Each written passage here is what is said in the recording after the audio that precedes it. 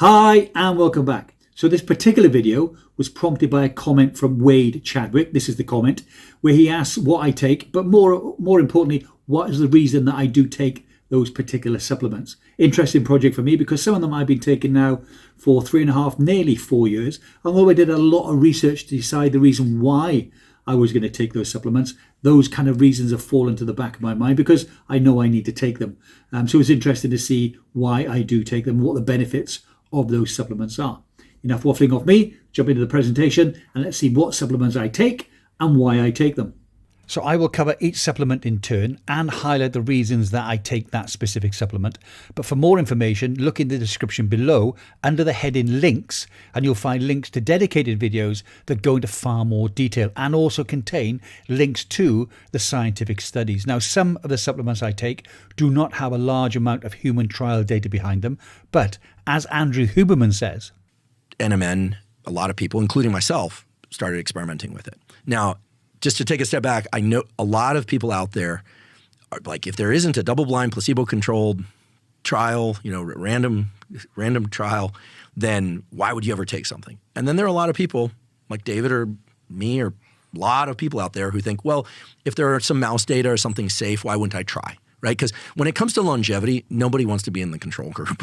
As the channel is called My NMN Experiment, let's start with NMN. I currently take 1.5 grams a day. That's half a gram more than David Sinclair. But if I was to go by Rhonda Patrick's formula of 24:1, 24 milligrams of NMN per 1 kilo of body weight, I should be on a dose of around 220 grams per day. So why am I sticking to 1.5 grams a day? In short, I noticed a huge difference in my gym performance, strength and endurance, having moved from 1 gram to 1.5 grams a day. And until I see or feel this waning, I will remain on 1.5 grams a day. Now, the sublingual versus oral debate rages on. I've tried both and I didn't really see or feel any change. I do like the taste of NMN, so if I have the powder, I will always try and take it sublingually. Companies that sell only capsules seem to mention in their marketing damage to teeth or gums, but again, I've seen no scientific evidence of this, so I regard this just as marketing hype. So why do I take NMN? The only reason anyone takes NMN is to boost their NAD levels. NAD stands for Nicotinamide Adenine Dinucleotide. But why do we even need to boost our NAD? Well, NAD is found in virtually all of our living cells and is essential for sustaining life. NAD levels drastically decline with age, creating an energy deficit that decreases our body's ability to retain youthful functions. NAD is biologically unstable, which makes it unsuitable for oral supplementation. Fortunately, it's easy to restore our cellular NAD levels by using an NAD precursor, such as NMN, which converts into NAD once it's passed into the cell. So what else does NAD do? Well, NAD is required for proper cellular energy utilization, and studies have shown that NAD supplementation can slow cellular aging and improve many of the metabolic defects common to the aging process, including obesity, diabetes, cardiovascular disease, and neurodegenerative diseases. Also, telomeres, they're stretches of repetitive DNA strands that cap the ends of our chromosomes. They steadily shorten every time a cell replicates itself. Once telomeres reach a critically short length, cell renewal virtually stops, leading to accelerated aging or death of the cell. Telomere shortening is both a marker of cellular aging and is a predictor of a shortened lifespan. NAD is required for functioning of the sirtuin proteins that contribute to longevity and specifically to maintaining the length of critical telomeres. So 2 more reasons to keep our NAD levels up. Even though DNA is protected by its chromosomal shelter, it's highly vulnerable to damage. This can lead to broken DNA strands and mutations in crucial genes. Accumulated DNA damage over time contributes to the aging process and can result in specific life-shortening diseases such as cancer and poor immune function. When DNA is damaged, it activates an enzyme known as PARP1. PARP1 carries out DNA repair within our cells. To carry out its function, PARP1 consumes an enormous amount of NAD, As the NAD is depleted, the ability of PARP1 to repair DNA is also significantly hindered. These are 5 other reasons to boost your NAD as you age, and they're covered in far more detail if you click the links in the description below. Although it's not scientifically proven that taking NMN in supplement form will always cause the depletion of your methyl groups, but the evidence seems to be strong enough for David Sinclair to take TMG, so I take TMG too. There's no official dosage or administration protocol for TMG, trimethylglycine, but the majority of research I've conducted has overwhelmingly recommended 1 to 0.5 or 1-to-1 ratio of TMG to NMN. I take the 1-to-1 ratio, so I take 1.5 grams of NMN and 1.5 grams of TMG a day. As well as helping prevent the depletion of methyl groups, TMG also has other benefits. They are here, not restricted to this list, but feel free to pause the video and read them at your leisure. Moving on to trans resveratrol, it's an anti-inflammatory polyphenol and therefore an antioxidant. So it affects cells in the body by protecting them from damage. I take 1 gram of trans resveratrol a day, mixed into a high-fat yogurt, but only on the days I don't train. Studies have shown that this is the best method for longevity.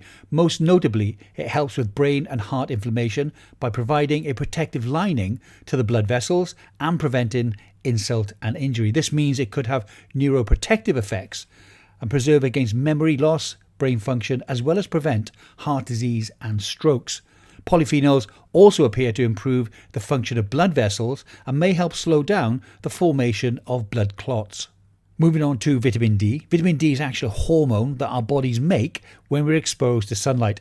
It's long been known to help the body absorb and retain calcium and phosphorus. Both are crucial for building bone. I take 5,000 international units of vitamin D3 a day and 10,000 twice a week. This keeps me at a higher end of the sufficient range.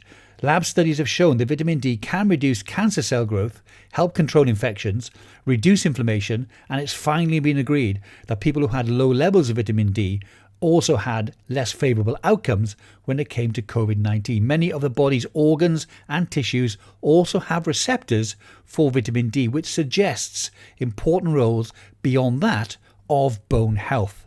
I also take vitamin K. Vitamin K has 2 forms, vitamin K1 and K2. K1 participates in the blood clotting process. I take 120 micrograms of vitamin K2 per day. Vitamin K2 plays a central role in the metabolism of calcium, the main mineral that's found in our bones and in our teeth. K2 activates the calcium binding actions of 2 proteins. These are matrix GLA protein and osteoclastin, both which help to maintain and build our bones. Vitamin K2 also ensures that the calcium in our body is deposited in our bones and our teeth and not in our soft tissue, such as our kidneys and our heart. My latest addition is Metformin. Now, Metformin is a prescription drug in many countries, and those that can't get hold of it tend to use berberine as an alternative. I take 500 milligrams of Metformin at night. I, like David Sinclair, take it as a preventative, as my A1C is in the pre-diabetic range. And although I've taken berberine and now Metformin for quite a while, neither has really changed my numbers significantly. That's good, in that they've not gone up in the last 4 years. My doctor, who wasn't too keen initially to prescribe me Metformin because it's supposed to be used to manage diabetes as opposed to prevent it, which is strange, said that I was still only pre-diabetic, so she was even more reluctant to let me go up to 800 milligrams or even 1 gram a day when I actually asked her that question. Let's move on to apigenin. Like trans resveratrol, apigenin is a type of flavonoid, compounds that certain plants produce to defend themselves against ultraviolet light and infection. Plants that contain apigenin and other flavonoids have been used to battle diseases in many cultures for hundreds of years. I don't take apigenin as a supplement, but I do add 1 tablespoon of dried parsley to my yogurt every day. Dried parsley has a very high apigenin content. Apigenin also inhibits CD38. CD38 is also known to hinder NAD levels. So as our NAD levels drop as we age, CD38 piles on and actually pushes those levels down even further. The next supplement is DIM. DIM supplements help regulate the female hormone estrogen. I take 600 milligrams of DIM per day. That's 200 milligrams in the morning, 200 at noon, and 200 along with my metformin at night.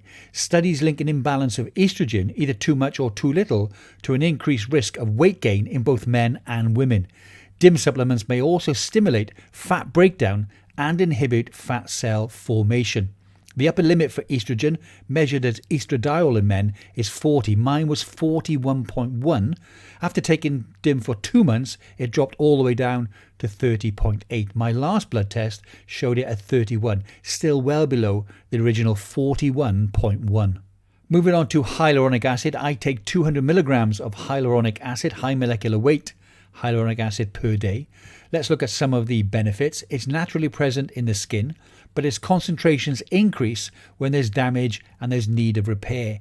Hyaluronic acid helps wounds heal faster by regulating inflammation levels and signaling in the body to build more blood vessels in the damaged area.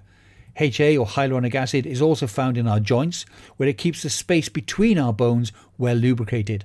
When the joints are lubricated, the bones are less likely to grind together and cause discomfort and pain.